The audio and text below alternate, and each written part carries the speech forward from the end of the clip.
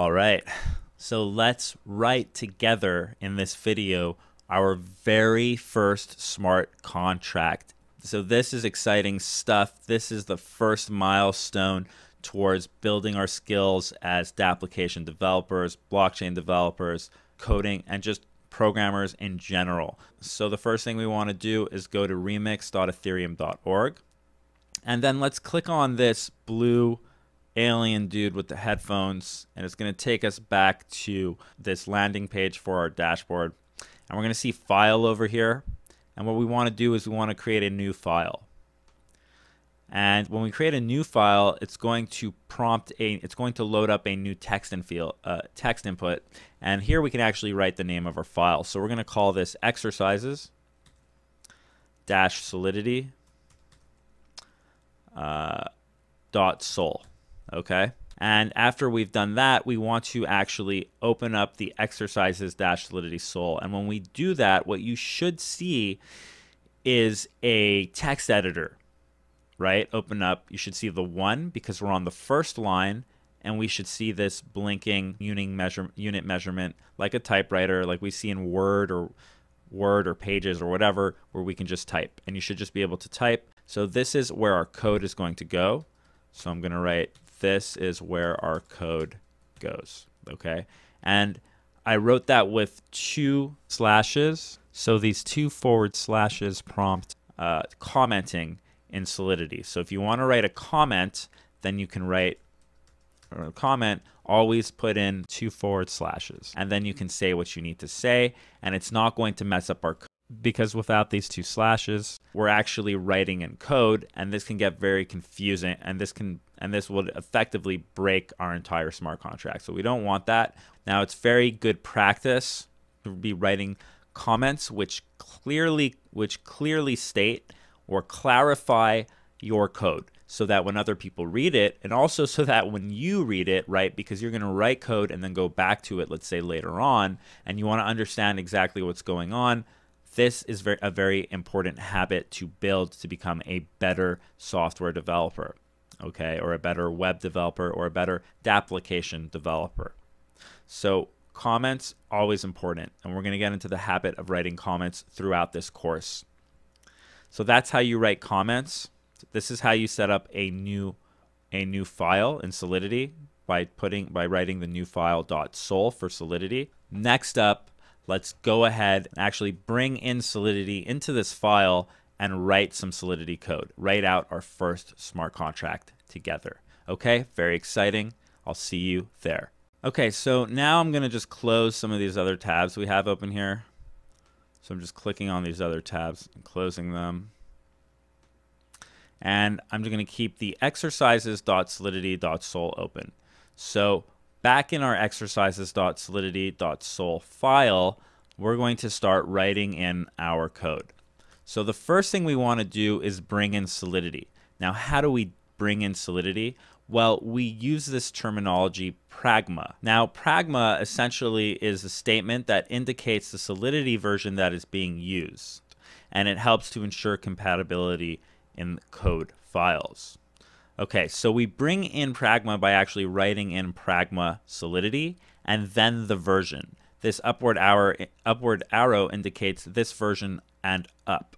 Okay, so what we want to do is we want to write pragma, and to ensure that we have the most updated version, what we can do is just cheat a little bit here and go back to your tab on the side here, open up the contracts, click on any of these contracts.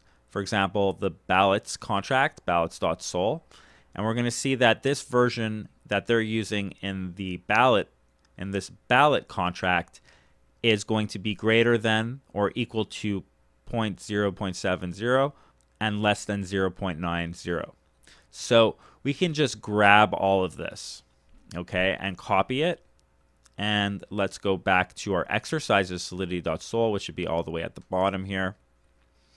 And we're just going to paste it over like that. And what we are saying here is that we want a version of pragma solidity.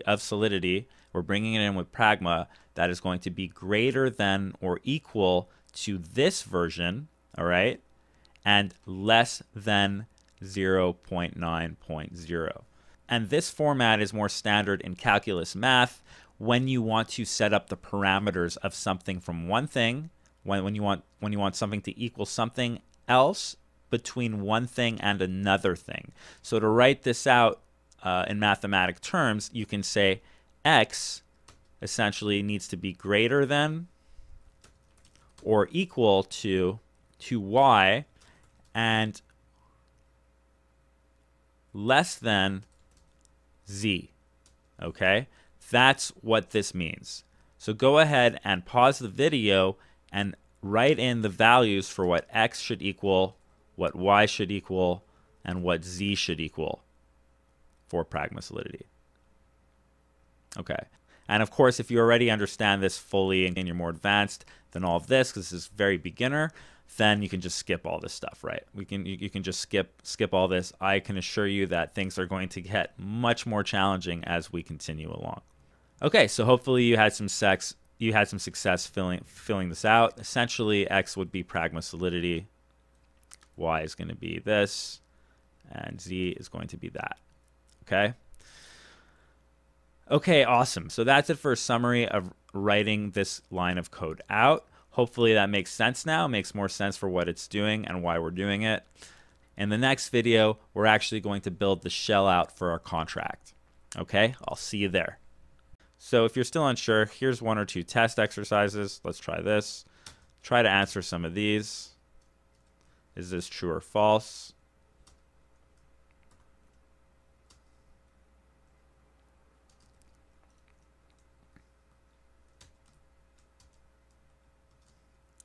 All right, so pause the video and give these a shot. I'll have a sip of coffee, and when you're done, we'll take a look together. Okay, so hopefully you had some success. If not, don't worry. Let's just look at this together. So the first one, is 453 greater than 232? Yes, yes it is, right? So what do we put? So we're going to write true. Okay, is 34 less than or equal to 35? Well, 34 is less than 35. It's not equal, but it is less than. So this is true. Okay, is 23.2 less than 1.2? No, it's not, right? 23 is greater than 1.2, therefore it is false. Okay, so hopefully that gives you a little bit of a better sense. I don't want to take too much time on it. This is basic math operations. But you know, when it comes to coding, you're going to do this so often that it just becomes second nature, right? So I'm going to go ahead and delete that, and let's get back to our pragma. All right, so we have brought in Solidity. Now we can actually write out some code. So before we write anything ever, it's important to at least have an understanding, a basic understanding of what it is we wish to accomplish, what we're trying to write. So what is going to be our first smart contract that we write together? What's the goal? Well, essentially what we want to do is we want to create a contract that can store data and return the data back. Okay? So what do we mean by this? Well, we want the contract to essentially be able to do the following. Receive information. Okay? Store information. And 3, return the information. Okay? And we do this by writing all our code in a smart contract. So what is then a smart contract effectively? Well, essentially, a smart contract in the sense of Solidity is a collection of code, which is the functions, and data, its state, that resides at a specific address on the Ethereum blockchain, which happens when we deploy the contract. Okay? So that's really all a smart contract is, in the sense of writing it from the engineer's perspective, from the developer's perspective, our perspective. So let's go ahead and actually write out this contract. What's the first thing we need to do?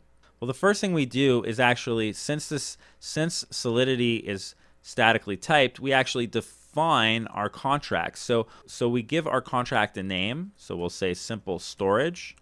And then next to the name, right? So this is just a name. It can be anything. We actually have to specify what it is. So what do you think we should call, what do you think we're specifying simple storage to be? Well, it's contract, right? So contract simple storage, and then we bring in the curly brackets. And the curly brackets essentially creates an object for us where we can write all the code inside here. And by code, I mean the functions and its state, the dynamics that are changing, right? So what we're going to be writing in our simple storage contract is a way for us to receive information, a way for us to store information, and a way for us to return the information back to us. Okay, so we write all the code inside here, functions and its state. So what's the first thing we need? Well, we're going to make, the information that we're going to store, we're going to make all of it numbers effectively. We're not going to store anything more complicated than just the data of integers, okay? Just data stored as integers.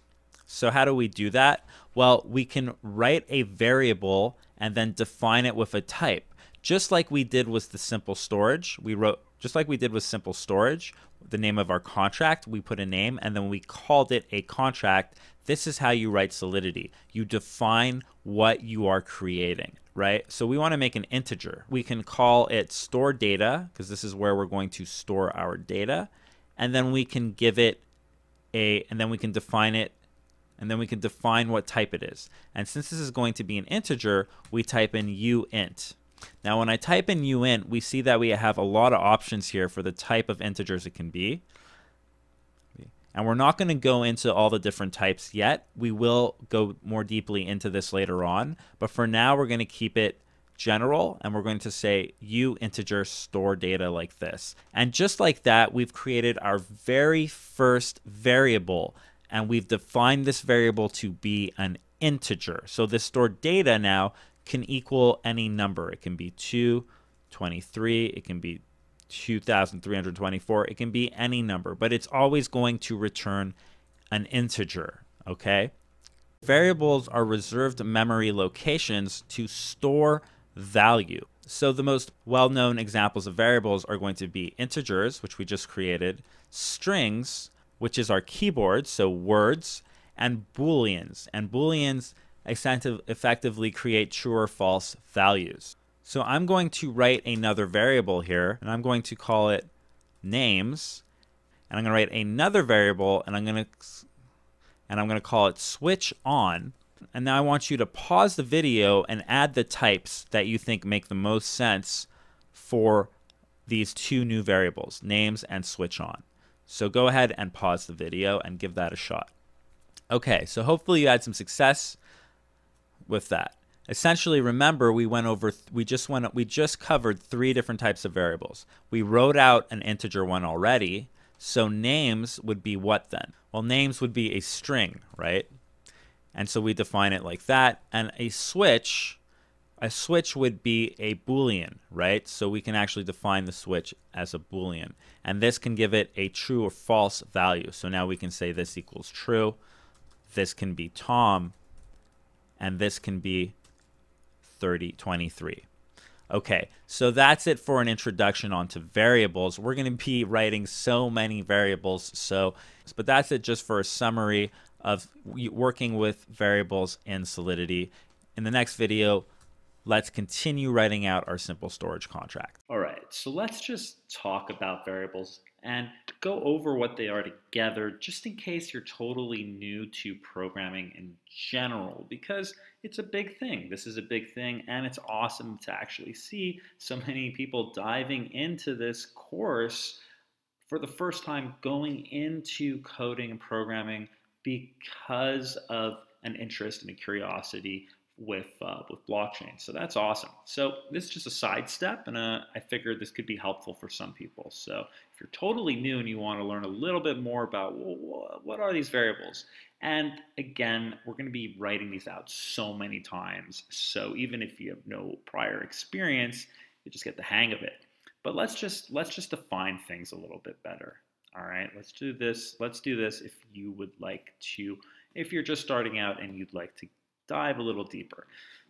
So variables in general, right? This goes beyond Solidity, right? This is just language. So while writing a program in any language, okay, in any language, you need to use variables, all right? We use these variables. Well, why? Why do we write variables? Well, we write variables essentially to store information, right? When we're writing a language, we basically need to store this information, right? Because when we write information down for the computer, if we want to define terms, if we want to say that there is something, right? If we want to say, for example, see this, we can write some pseudocode here, right? So let's say, for example, that we have a chocolate bar, right?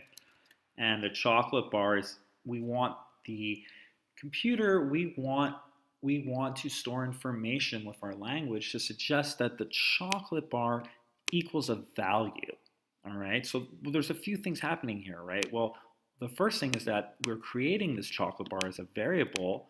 Then the second thing that's happening here is that we're saying, hey, this chocolate bar is going to equal a value. So let's say the chocolate bar's value is 7. It could be whatever, right? It could be $7 or whatever, 7. Okay, so it just has this value, this value of $7. Let's say it's a very expensive chocolate bar, but it's delicious. All right, and so those are the two things. And the other thing that we're doing here is the type of variable. If we say it's 7, well, then what kind of variable is it, right? There are different data types. And in this case, it's going to be an integer. All right, and we're going to talk about that in a second. But for now, just note that, yeah, we are effectively storing information. This chocolate bar is equaling the value of 7. So variables, in that sense, are nothing but reserved memory locations to store values, all right? This means that when we create variables, you're going to reserve some space for memory, all right? And they store information to be referenced, and then we can actually dynamically change. I can't say the word dynamic. I think dynamically. That we dynamically can change the values, right? That's the point. Let's say the chocolate bar, for whatever reason, we want to update the value. How would we update this chocolate bar variable to 9? Well, we can write in the new value. We can say chocolate bar equals 9. All right. All right. So this is just in general. All right. Now, in Solidity, when we want to create a new variable, if we wanted to create a new variable, we have to statically type in what kind of variable it is, because there are different types of variables, right? We have different types of variables, okay? So we have 3 main types of variables, if you look over here, and this is what we're going to look at now: Booleans, integers, and strings. Okay, so if you're not familiar, don't worry, we're going to go over it right now. But let's just stop and think about it. So what type of variable is a chocolate bar in this sense? We're saying it's 7. So out of these 3, wouldn't an integer make the most sense? It's a number, right? Integers, it's a number. All right, it's a single digit. We've got 7 over here. So this is actually an integer variable. And in Solidity, if we want to create an integer, or if we want to create any kind of variable, we have to statically type out the variable. So we can say in Solidity, when we declare variables, we statically type them out, right? So chocolate bar is an integer, so we do that by bringing in the uint keyword. So this is the data type. Uint is just integer. That's what it means. It means all positive integers, effectively. It's actually an alias for uint256. Oops. But we're not going to talk about that now. We're going to learn about that later, so don't worry about that. All you need to know is that if we want to create a chocolate bar variable in Solidity that equals 7, we want to initialize it to 7, well, we say uint chocolate bar. All right, so data type, what kind of variable is it? It's an integer. What's it called? We name it. We're calling it chocolate bar. We could have called it whatever we want. We could have called it cocoa bar or whatever, you know. We could have called it bar, C bar, you know, if we were trying to really break it down. But this is a chocolate bar, all right? And then we set the value, right? If we want to initialize it. We don't have to initialize it right away. We can just say, hey, it's just a chocolate bar, right? For now. Now, what's a Boolean? Well, a Boolean is another type of variable, right? A Boolean basically says whether or not the value is true or false. Whereas integers can be, we set a value of an integer, all right, of like the amount, let's say, for example. Booleans say true or false. So let's say we wanted to create a Boolean to say whether or not the chocolate bar tastes good. We can say, what would we call it? Chocolate. Let's say chocolate tastes good, okay? And chocolate tastes good. And so if we want to define this in Solidity as a Boolean, we would write bool. And then this could equal either true or it could equal false, right? It's up to us. So we can say, hey, you know what? When we initialize this chocolate tastes good, it's going to start off as false. But if it does taste good, then later on we can always update it to true, okay? Or we can just set it up again as chocolate tastes good as a Boolean, all right? But this, just so you get an idea, just so you can see it, this would be true or false, and this would be a number, right? Now there's one more type of main variable that we're going to look at. And there's more data types out there, and we're going to discover them and learn them together. But let's not get ahead of ourselves here. Let's stay focused on what really matters, right? So what really matters is the foundation, just getting our heads around what this means, all right? So the third type are strings, all right? So strings are data values that are made up of ordered sequences of characters. Whoa. What are you talking about, Clarian? This is some weird words. No. It's really not that complicated. If you don't understand what that means, strings essentially are our keyboard. It's our keyboard. It's when we text. The things that we write, we call them strings, okay? They pop up as strings. So let's say we wanted to have an error message, for example. Let's say that the chocolate, our chocolate bar application program is running into an error. So we could create a string, right? So we would type in the type string. We call it string. We're going to say error, the error text message. And notice the camel case is a good convention that you're going to, if you have multiple words in the naming of your variable, that you're going to put a capital letter after each word. The first one lowercase for variables, okay, for these variables, all right? And then what do we set the string? Well, we set the string to a string literal. And what that means is that we can type in a message here. We can say, hey, there has, or error, the chocolate, we cannot find the chocolate you are looking for, right?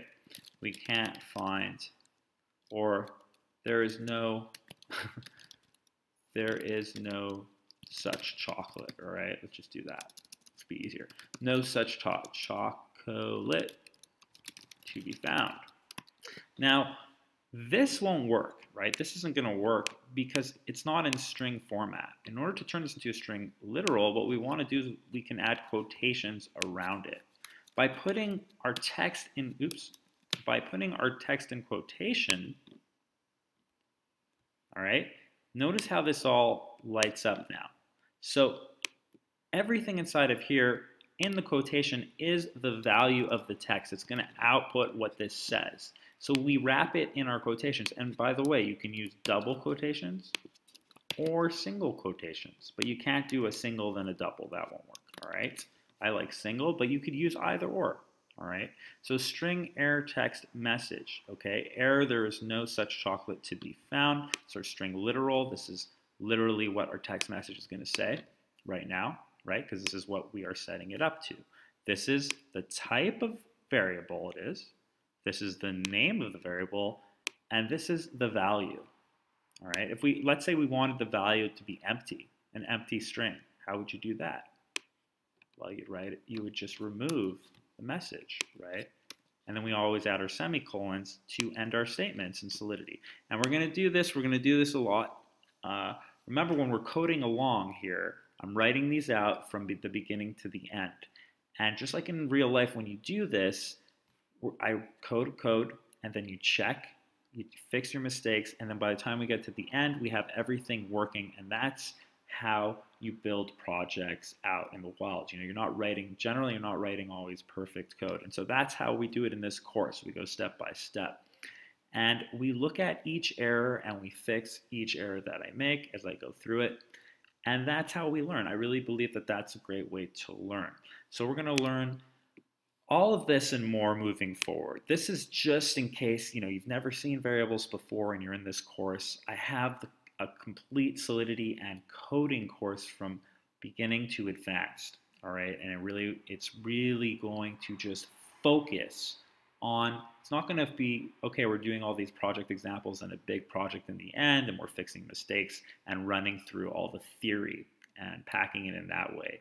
That's going to be more of this nature. But I just wanted to just throw this out there to help people, because I got a few questions from people who are just starting out saying, hey Clarian, well, can you actually just specify more about these variables? So hopefully this is helpful, but we're going to get hands-on. We're going to get hands-on moving forward. So if you're not 100% sure, you want some practice, we're going to get plenty of practice, so don't worry about that. This is just a nice, hopefully this makes it a bit more clear for you for an introduction, general introductions into variables, and then more specified with how it's going to work in Solidity. All right, so that's it, and I shall see you in the next video. Bye for now.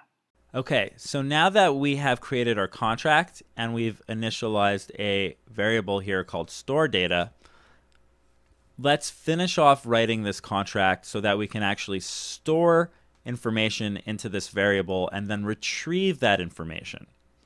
So how are we going to do that? Well, we can't use variables for something like that. Instead, what we're going to use are functions, okay?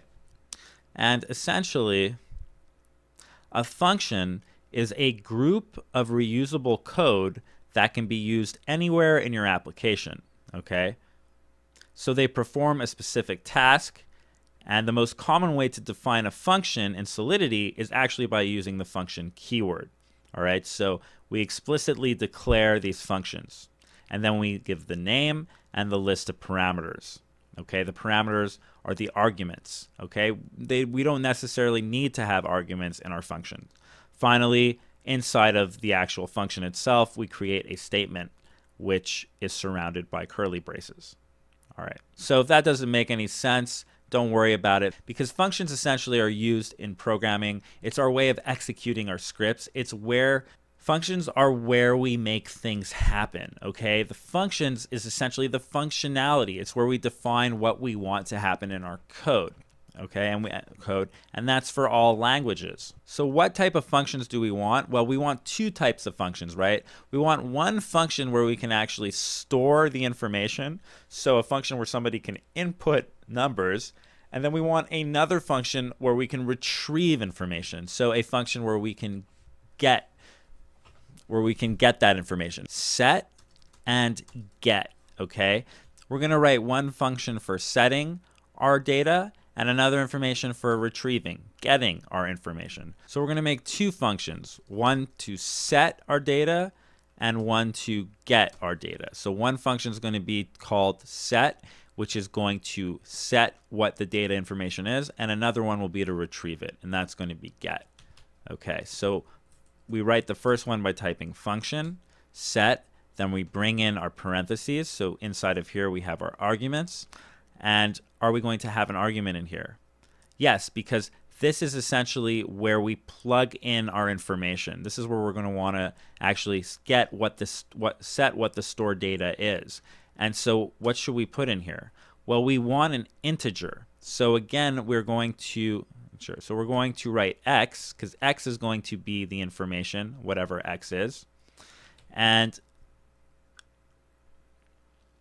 then we're going to call this information, and then we're going to name the type of x to be an integer, right? Because we want our stored data to be an integer. So x is going to be an integer, and then we bring in our curly brackets, and this here is a function, essentially. this is what a function looks like, right? We declare function set by writing function set. Then we bring in an argument. Now, sometimes this could be empty, like that. But in this case, we want to set something into this. And then we define how this function is going to work inside of the curly brackets. And what do we want to write in here? Well, what we want to write essentially is that we want the store data, right? We want this variable to be whatever we set into here, because we want this to be storing that. So how do we write that? So go ahead and pause the video and give that a shot. Figure out how to actually set this X to the store data value. And then when you come back, we'll take a look at it together. All right, so hopefully you had some success with trying to set up this function. If not, don't worry, we're going to write it out now. But essentially what you want to do is just make this X integer equal to the store data. And we can do that by writing store data equals X. And we can't forget actually to write a semicolon after this. The semicolon indicates to Solidity that the code is executed and to move on to the next. So this semicolon implies that this statement is finished. It's kind of like ending a sentence. We actually need to do this for our integer store data as well. I forgot to finish it. Okay, this is something that's quite sensitive in Solidity, and making mistakes, making parsing errors like that can be quite annoying. So we put in our semicolons, and that's it. And we finished our set function just like that. Well, there's actually one more thing that we want to add to this function, and it's that we want to make the function public. And we do that by bringing in the public keyword here. Now, public is a very special and important keyword in Solidity. And what public does is that public enables visibility so that we can call this outside of the contract itself. So other contracts can actually call this function, and we want that, right? Because we want to be calling this function. So we want to set the visibility of this function and make it public. If we didn't want to have that sort of access on the outside, we would set this to private. If I can write it, private. Why is the V not working? Okay, yeah, so private. But we want this to be public, so we keep it public. And there you go, for real this time. This is actually our function completed. And this function will store data for us into this simple storage smart contract. Okay, now your next exercise is to try and write the get function out yourself. So we've learned about variables, we've learned about types, we've learned about setting up the foundations for a function. Now again, if this is your first time ever looking at a function, it's very normal to be it's quite normal to be scratching your head for some time before you get it. But just give it a shot anyway and see if you can write the get function so that we can effectively retrieve the store data. Okay, so hopefully you had some success giving it a shot and writing a get function to retrieve our store data. If not, don't worry about it. We're going to give it a shot together now. So how do we go about writing this get function? Well, there's some things that we can do. Well, we know we need a function, right? So we can write function, and we know that we want to call the function get. So if you just got this far, that's already awesome. Good for you for writing that out. Now we know that to instantiate the function, we need to add our parentheses and then our curly brackets where our logic is going to be held. So this is effectively the shell of the get function, but we're not actually returning anything, right? So what would we want to return in this get function? Well, we want people to get access to the store data, right? So we want to actually return store data. Okay, so we set the store data to X, and then we have a function that retrieves, but we also need to make it visible, right? So again, we're going to want to make this public so we can actually access this. And we're going to add a new keyword here as well, and we're going to call it view. And what view does, effectively, it's a modifier which tells this function it's a global modifier which tells this function that it can't modify the state. So without getting so deep into this, the most important thing you should just know is that this is going to just help to clear off warnings, because otherwise we are going to be returning something for the data, and so we want to ensure that it's not going to be modifying the state of the contract. And finally, we're going to set this function to be returns, and this is different than return store data. Okay, again, this has to do with the function itself. We are adding the modifiers for the function here, right? We're not actually returning the store data when we write returns, but we are saying that we want it to be visible and that it doesn't modify the state, and that it does return for the contract an integer. So we have to still explicitly declare this. So we're going to write returns,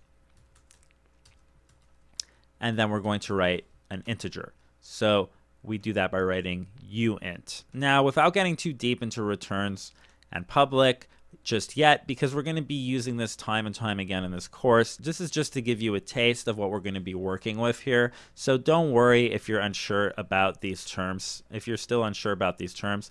And also, I did not expect you to write this full function out on the last exercise, because we had not covered yet view or returns with our functions. So the point was more for you to actually write the pseudocode to understand the logic. That's the most important point. Every language and every framework is going to have their own little nuances, and you kind of figure that out as you go. But as long as you have the core understanding of why and how things come together, and you practice that, that's how you're going to take it to the next level. So you give it a shot, even if you don't know. You give it a shot and you practice, and that's how you get better. Okay, Mr. Pep Talk, I've got good news. We have completed our smart contract. Wait, that's it? Yes, we've actually written out effectively a simple storage smart contract together. So congratulations, we've written out our first simple storage contract. In the next video, let's compile and deploy this contract and see if we can actually get it to store data for us and return data and have this up on the blockchain. All right. So now that we have our smart contract written out, let's go ahead and compile it down and make sure that we have no errors before we have our final compile. So to compile down our smart contract, we go to our IDE, back to the dashboard over here, and we switch to the Solidity compiler. And when we switch to the compiler, we see that we have different versions, and we want to keep it on the default version. Okay, the language is Solidity. Our EVM version is going to be the compiler default. And EVM stands for, and that's the Ethereum virtual machine. Okay, we're not going to touch any of the configurations because this would automatically compile, enable optimizations, or hide warnings. We're going to keep our warnings. And now we're going to go ahead and click on compile. So let's compile down and see if we made any errors. Okay, so I've clicked on compile and I see that there are no errors here. Well, now there is a warning that we did not add a SPDX license identifier. And that's fine because we're just running an exercise, so we don't really need to have our license identifier for this. We're just learning. So we can ignore this warning. But let's see what would happen if we made a parsing mistake. So what would happen if I removed, for example, this semicolon? And let's compile again. So we're going to remove the semicolon on integer store data. I'm going to click compile. And now what you should see is this red indicator highlighted at line 24. And we see an error message over here. And that error message says parse error, expected a semicolon, but got function. So interestingly enough, it says that the error starts to happen at line 24. Now, the error itself, now we know already that the error itself does not begin at line 24, right? The error occurs because we did not have a semicolon in line 16. But because we never finished our, we never completed our statement here in line 16, our function, the Solidity expectations of what it should be doing crashes because it doesn't expect for a function to come after this. It doesn't make sense in its code inherently. It needs to resolve. That's why it says the problem's here. So that can be confusing at first when you first start to debug, because you can think to yourself, well, where's the problem here? There's no problem, and you can spend a long time here, and you can spend a long time over here. But the takeaway here is to really read and understand what the error messages are. So the parse error is already telling us that it expected a semicolon but got a function. All right. So we don't look at where the line is, where the semicolon is. This is where the function is that it expected. It wanted a semicolon over here, so we return the semicolon. We can even save with Command S, and we can run a recompile, and the error goes away. All right, so we've just completed our first successful debugging together. Awesome job. Awesome work. In the next video, let's go ahead and deploy this contract out. Okay, so now that we've successfully compiled and debugged our contract, let's go in the next step here and actually deploy this contract. So we're going to go back to our tab and we're going to switch from compile to deploy and run transactions. So when we go to the deploy and run transactions, we see our environment. We want to leave it at JavaScript VM. We see account, and we get access to 10 different accounts here. And these are all test accounts where essentially we can send Ether around and we can play with and interact with our smart contracts on the blockchain. So we get to play with this in our IDE. That's pretty awesome. We see our gas limit, and we see our value, and we see the contract that we can actually select to run and deploy, and that's going to be the simple storage exercises -solidity. So that's the one that you should see.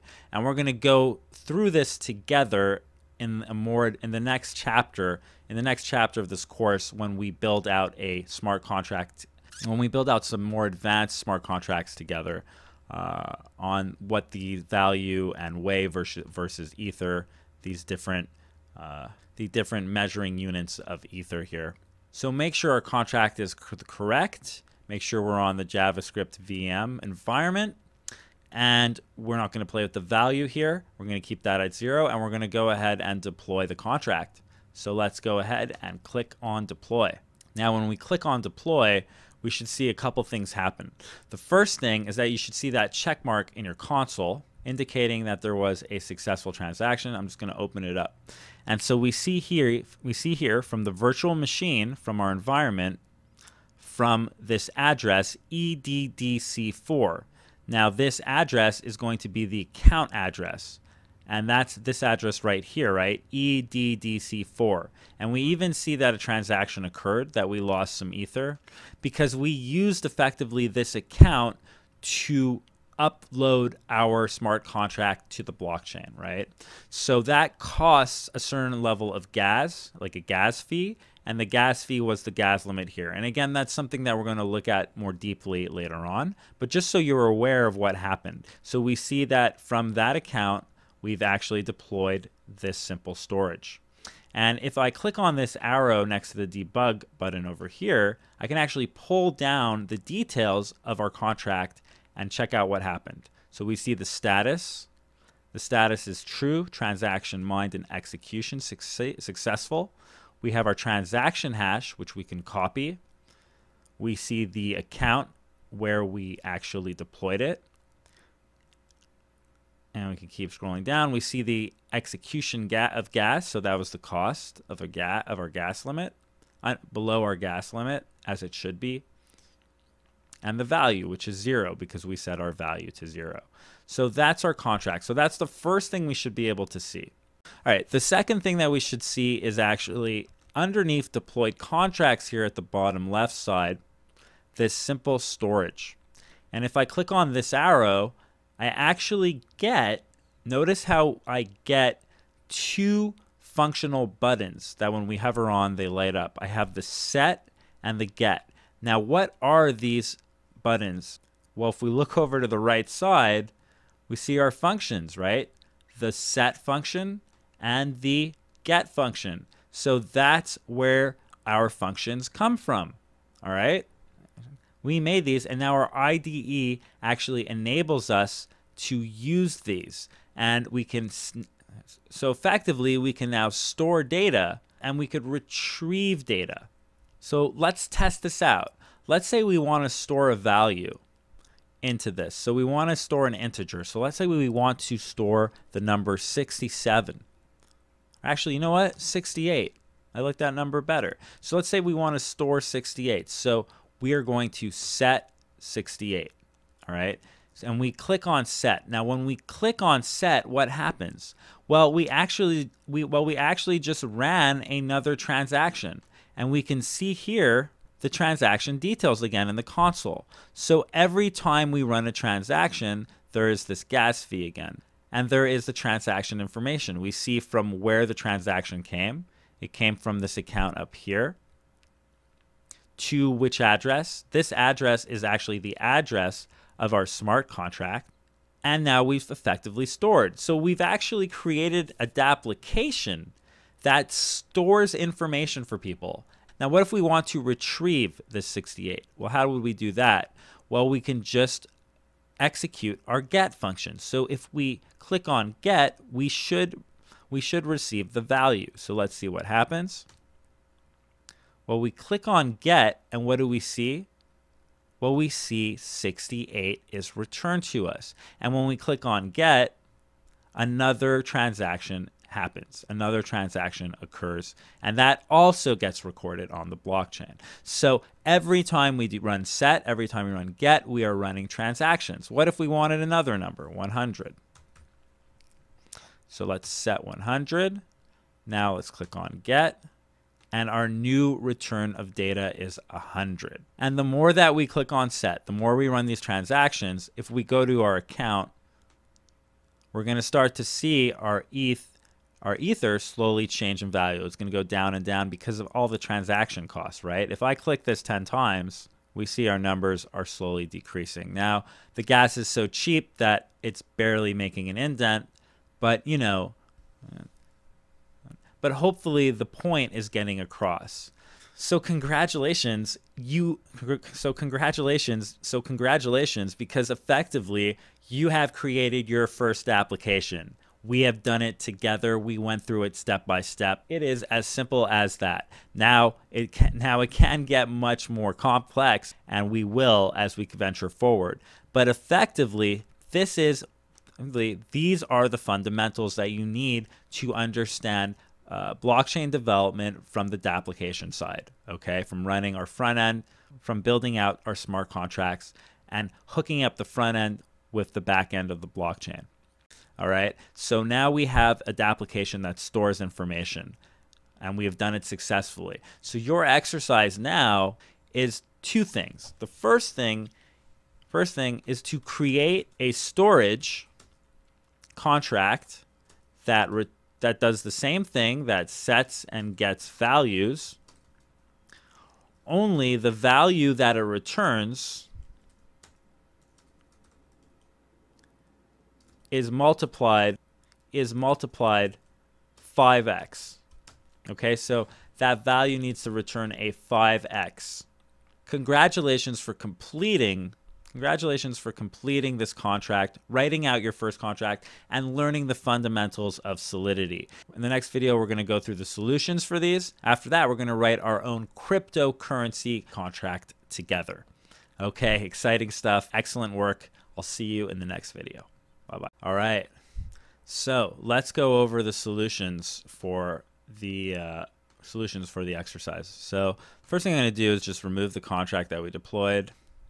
Okay, and then I'm going to go back to the compiler, and now I'm going to take a look at the contract we created, and let's take a look at the first one. So we want to create a storage contract that sets and gets the values, only it returns the value of that it multiplied 5 times. Okay, so to get a 5x with the stored data, all we really have to do is when you go to your function set, we can create some mathematics inside the stored data here. So when we return x, we don't just want to return regular x. we actually want to return x, and we can say times 5. Okay? And by adding this multiplier inside and saving the contract, we can compile it down. Let's deploy. Now when we open up our simple storage contract here, if I put in 5, I should get back 5 multiplied by 5. So I'm going to set the value of 5. And now when we click on get, 25. All right, awesome. All right, awesome. Okay, so it works. So that's how you would do it for 5. If you wanted to minus 5, you would do subtracted by 5. You know, if you wanted to do a 10x or 15, you could do times 15, etc. So that just goes to show that we can start thinking about ways to enhance the storage, enhance our storage capabilities. We're going to circle back to this when we have a little bit more of a deeper understanding. But if you gave it a shot and you figured it out, that's amazing. For now, let's just keep moving forward and writing Solidity together. Okay, awesome.